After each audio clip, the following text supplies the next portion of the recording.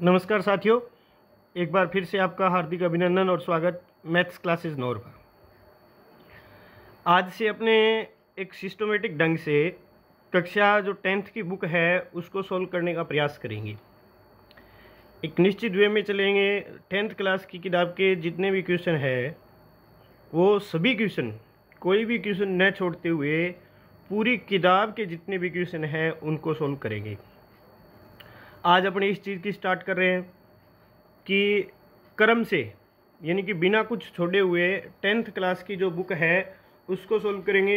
10th के साथ 9th और 8th क्लास, यानी कि जो भी मैथ के क्वेश्चन होंगे उनको सोल्व करेंगे। तो आज अपने स्टार्ट कर रहे हैं कक्षा 10 की जो चैप्टर नंबर 2 है। चैप्टर नंबर 2 का नाम है बहुपद। क्या नाम है? बहुपद, ये लिखा हुआ है। दूसरा जो चैप्टर है उसका नाम है बहुपद। इस चैप्टर को अपने सबसे पहले करेंगे। इस चैप्टर में से लगभग 2 या 3 क्वेश्चन बोर्ड का जो एग्ज़ाम होता है जब उसमें पूछे जाते हैं। तो सबसे पहले तो अपने को ये पता होना चाहिए कि बहुपद होता क्या है। बहुपद जैसे लिखा हुआ है, बहुपद जिसमें पदों की संख्या क्या होनी चाहिए, 2 हो या 2 से अधिक हो तो वो एक बहुपद होता है। पद की संख्या एक भी हो सकती है, वो अचर यानी कि सिंगल पद होगा उसमें, उसको रैखिक कहेंगे। यदि 2 है तो उसको 2 पदों का बहुपद कहेंगे अपने। 3 पद हो सकते हैं, 4 पद हो सकते हैं बहुपद के अंदर, ठीक है। फिर इसमें देखो जो ये प्रश्नावली है 2.1, उसमें पहला सवाल ये दिया हुआ है अपने को कि किसी बहुपद px के लिए y बराबर px का ग्राफ नीचे आकृति 2.10 में दिया गया है। प्रत्येक स्थिति में px के शून्यकों की संख्या ज्ञात कीजिए। अब इसमें अपने को क्या ध्यान में रखना होता है कि ये दे रखा है y बराबर px, और कई सवालों में अपने को ये भी मिल सकता है कि x बराबर py। क्या मिल सकता है? x बराबर py। हमें क्या करना है, जब हमें ये पूछे नीचे वाला y बराबर px, तो हमें जो ये ब्रैकेट के अंदर दे रखा है ना, ये चीज़ देखनी है। ब्रैकेट के अंदर क्या दे रखा है? x दे रखा है। तो हमें ये देखनी है कि जो वक्र दे रखा है, जो लाइन दे रखी है, वो x को कितनी बार काटती है। ये लाइन जितनी भी बार x को काटेगी वो उसके शून्य होंगे। यदि 5 बार काटेगी तो 5 शून्य होंगे। यदि 2 बार काटेगी तो 2 शून्य। अगर किसी भी बार नहीं काटती है तो उसके कितने शून्य होंगे? उसके 0 शून्य होंगे। जैसे पहला सवाल ये है, अपने को बताना है इसमें y बराबर px के लिए, किसके लिए? y बराबर px के लिए कि इसके अंदर कितने शून्य का है। तो ये x है, ये y है। हमें क्या देखना है कि ब्रैकेट के अंदर x लिखा हुआ है ना, ये x को ये जो लाइन दे रखी है वो कितनी बार काटती है। तो इसमें देखो ये x है, इसको ये लाइन एक भी बार नहीं काट रही है। तो इस कंडीशन में शून्य कितने हो जाएंगे? शून्य हो जाएंगे 0। कितने हो जाएंगे? 0। अब दूसरी सवाल के ऊपर चलते हैं अपने। दूसरा सवाल ये दे रखा है इस प्रकार से, और इसमें हमें शून्य पूछे हैं कि y बराबर px के लिए ये जो ग्राफ दे रखा है इसके शून्य कितने होंगे। तो इसमें देखो ये जो लाइन है ना x को कितनी बार काट रही है? यहाँ काट रही है सिर्फ और सिर्फ एक बार। तो इसके शून्य कितने हो जाएंगे? 1। फिर आगे वाले सवाल में चलते हैं। आगे वाले सवाल में ये कह रहा है कि इसके कितने शून्य होंगे। तो ये जो वक्र दे रखा है अपने को, ये देखो x को कितनी बार काट रहा है? एक बार तो यहाँ काट रहा है, तो शून्य कितने हो गए? 1। दूसरी बार यहाँ काट रहा है 2, तीसरी बार यहाँ काट रहा है। तो इस स्थिति में जो शून्य का है कितने हो गए? 3। तो इस सवाल के अंदर शून्यकों की संख्या कितनी होगी? 3 हो जाएगी। कितनी हो जाएगी? 3। फिर ये जो इस प्रकार से जो कोई वक्र होता है ना, उसको बोलते हैं परवलय। ये परवलय दे रखा है, और ये परवलय देखो x को कितनी बार काट रहा है? x को 2 बार काट रहा है, एक यहाँ काट रहा है और एक यहाँ काट रहा है। तो इस स्थिति में शून्य कितने हो गए? इस स्थिति में शून्य हो गए जी 2। कितने हो गए? 2। अब इसके अंदर हमें देख के बताना है कि शून्यकों की संख्या कितनी होगी। तो देखो एक शून्य की हो गया, 1 2 3 4। कितने शून्य हो गए? 4 शून्य हो गए जी। अब आगे वाली कंडीशन में इसमें कितने शून्य होंगे? तो देखो 1 2 3। काट रही है या टच कर रही है? एक ही बात होती है। इसमें क्या है कि या तो लाइन जो वक्र दे रखा है वो काटना चाहिए या टच करना चाहिए। अगर टच कर रहा है तो वो ही उसका शून्य का माना जाएगा। तो देखें तो यहाँ एक ये हो गया, दूसरा ये हो गया और तीसरा ये हो गया। तो इस कंडीशन में शून्य कितने हो गए? 3। ये है 10th क्लास की जो चैप्टर नंबर 2.1 है वो। क्या सवाल है इसमें? इसमें हमें पूछता है कि बहुपद के शून्यक कितने हैं। शून्यक बताने के लिए हमें क्या करना पड़ेगा? हमें ये जो ब्रैकेट के अंदर दे रखा है ना, ये चीज़ देखनी है। यदि x दे रखा है तो क्या देखेंगे कि x को लाइन कितनी बार काट रही है। यदि यहाँ पे ब्रैकेट के अंदर y दे दिया तो हमें yx देखना पड़ेगा। फिर क्या देखना पड़ेगा? yx देखना पड़ेगा। ठीक है। अब 2.1 में हमें y बराबर px के लिए पूछा है, तो सिर्फ और सिर्फ हमें xx को देखना है। किसको देखना है? xx को, कि ये जो लाइन है वो xx को कितनी बार काट रही है। इस सवाल में काट नहीं रही है तो शून्य कितने हो गए? 0। इसमें एक बार काट रही है तो कितने शून्य हो गए? 1। इस सवाल में कितनी बार काट रही है? 3 बार, तो 3 शून्य। इसमें 2, इसमें 4 और इसमें 3। ये प्रश्नावली 2.1 होगी। अब बात करते हैं अपने प्रश्नावली 2.2 की। प्रश्नावली 2.2 में क्या होगा कि हमें एक बहुपद दिया जाएगा जिसको बोलते हैं द्विघात बहुपद। क्या बोलेंगे? द्विघात बहुपद। द्विघात जो बहुपद होता है वो इस रूप में होता है। किस रूप में? ax² प्लस में bx प्लस में c। इस रूप में एक द्विघात बहुपद को लिखा जाता है। ठीक है। ये एक द्विघात बहुपद का मानक रूप, स्टैंडर्ड रूप होता है। अब इसमें जो मेन जो सवाल सबसे पहले बनते हैं वो ये बनते हैं कि एक द्विघात बहुपद में, इसमें द्विघात बहुपद जो ऊपर लिखा हुआ है इसके अंदर पदों की संख्या कितनी है? क्या चीज़ है? पदों की संख्या। तो एक द्विघात बहुपद के अंदर पदों की संख्या हमें दिखाई दे रही है। कितनी है? 1, 2 और 3। कितनी? 3। फिर दूसरा ये सवाल बनता है कि एक द्विघात बहुपद है, उसके शून्यकों की संख्या कितनी होगी? तो शून्यकों की संख्या होगी 2। कोई भी बहुपद जितने घात का है उतने ही उसके शून्यक होते हैं। ठीक है। फिर ये पूछता है कि इस सवाल के अंदर अचर कितने हैं? तो अचर है जी 3। कौन कौन से? a, b और c। ये 3 अचर है।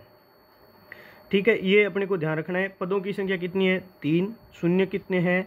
2। और अचर कितने हैं? अचर है 3। कौन कौन से? a, b और c। और इसमें एक चर भी पूछ सकता है कि चर कौन सा है? तो चर है इसमें x। कौन सा है? x। ये अपने को ध्यान में रखना है। चलते हैं आगे। देखो दोबारा लिख रहा हूँ मैं। एक द्विघात बहुपद को लिख दिया। एक द्विघात बहुपद है ये x² प्लस में bx प्लस में c। इसके कितने शून्यक होंगे? शून्यकों की संख्या मैंने बताई है कितनी होगी? 2 होगी। अब इसमें क्या करना है? इसमें अपनी मर्जी से हम 2 शून्यक मान लेंगे, कुछ भी मान लेंगे। तो उसमें क्या किया मैंने? पहला जो शून्यक है वो मान लिया अल्फा। क्या मान लिया? अल्फा। और दूसरा शून्यक क्या मान लिया? बीटा मान लिया। 2 शून्यक माने मैंने अपनी मर्जी से। उसमें पहला अल्फा और दूसरा क्या माना? बीटा। तो इसमें क्या होता है? जो शून्यकों का योग होता है ना, योग यानी कि अल्फा प्लस बीटा, उसका मान फिक्स होता है। क्या मान होता है उसका? उसका मान होता है -b/a। क्या होगा? -b/a। यदि हमें शून्यकों का गुणा पूछे, यानी कि आपके पास एक द्विघात बहुपद में 2 शून्यक है और दोनों का गुणा कितना होगा? तो गुणा होगा c/a। ये अपने को ध्यान में रखना है। एक द्विघात बहुपद ax² प्लस में bx प्लस c के 2 शून्यक होंगे। 2 शून्यक अपनी मर्जी से मान लिया। पहला शून्यक अल्फा और दूसरा मान लिया बीटा। तो जो शून्यक हैं उनका योगफल क्या होगा? अल्फा प्लस बीटा बराबर क्या होगा? -b/a। और शून्यकों का जो गुणा है यानी कि अल्फा बीटा बराबर कितना होगा? c/a। फिर इसी सवाल के अंदर एक 3 घात का बहुपद भी, बुक के अंदर हमें 3 घात के जो बहुपद है उसके बारे में भी कुछ दे रखा है। तो एक बार अपने जो 3 घात का बहुपद है उसको लिखते हैं। 3 घात का बहुपद किस प्रकार से लिखेंगे? यहाँ लिख रहा हूँ मैं ax³ प्लस में bx² प्लस cx प्लस में d। ये इसका मानक रूप होगा। इसके अंदर बात कर लेते हैं चर। तो चर कौन सा होगा? चर होगा x। इसी के अंदर अपने बात कर लें अचर की। तो अचर कौन से हो गए? a, b, c और डी। बात करें यदि शून्यकों की, तो शून्य कितने होंगे, जितने घात का है उतने शून्य होंगे। कितने घात का, 3 घात का। पदों की संख्या द्विघात में 3 है, तो 3 घात का है उसमें कितनी हो जाएगी, 4। किसके अंदर लिखा है अपने, ये लिखा है ax³ plus bx² plus cx plus में d। इसके अंदर अपने ये बताया है। ठीक है, फिर क्या ध्यान में रखना है कि इसमें भी जो शून्य का है वो 3 मान लेंगे। देखो द्विघात है तो उसमें 2 होंगे, 3 घात का है तो उसमें कितने होंगे, 3 मान लेते हैं। पहला अल्फा, दूसरा बीटा और तीसरा गामा। क्या मान लिया, अल्फा बीटा और गामा। तो इसमें जो अल्फा प्लस बीटा प्लस में गामा, इसका मान क्या होगा, इसका मान जो इधर आया वो ही होगा।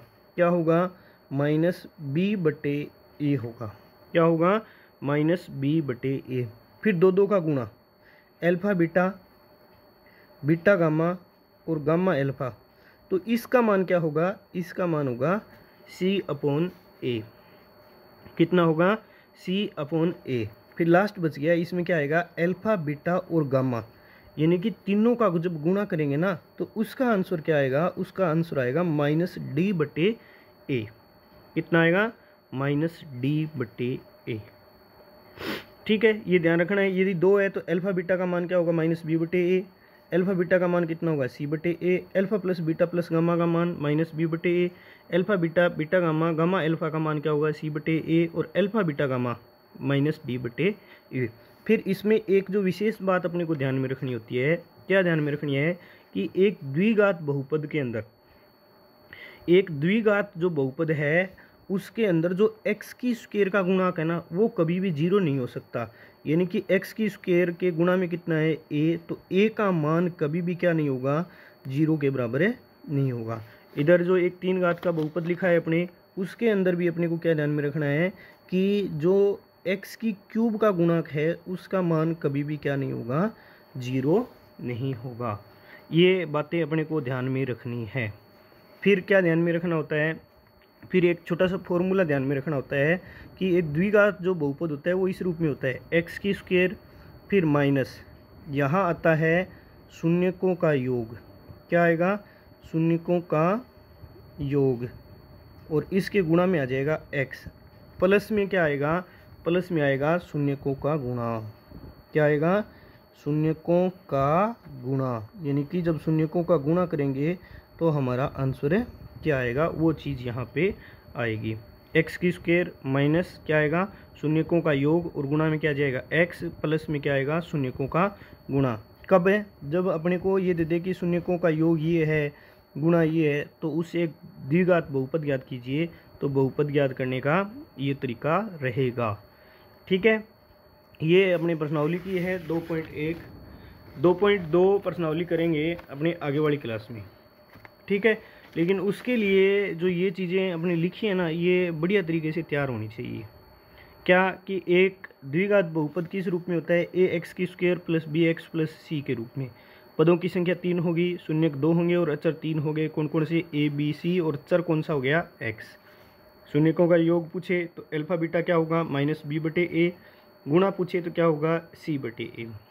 एक 3 घात का बहुपद इस रूप में होता है। इसमें पदों की संख्या कितनी होगी, 4, शून्य कितने होंगे, 3, अचर कौन कौन से होंगे, a b c d।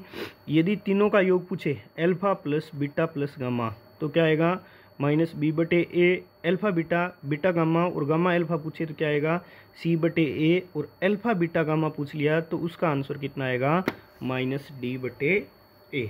ठीक है, तो कैसी लगी क्लास, एक बार ज़रूर बताइएगा। यदि आपको क्लासें पसंद आ रही है तो अपने नियमित रूप से मैथ की जो बुक है उसको सॉल्व करेंगे।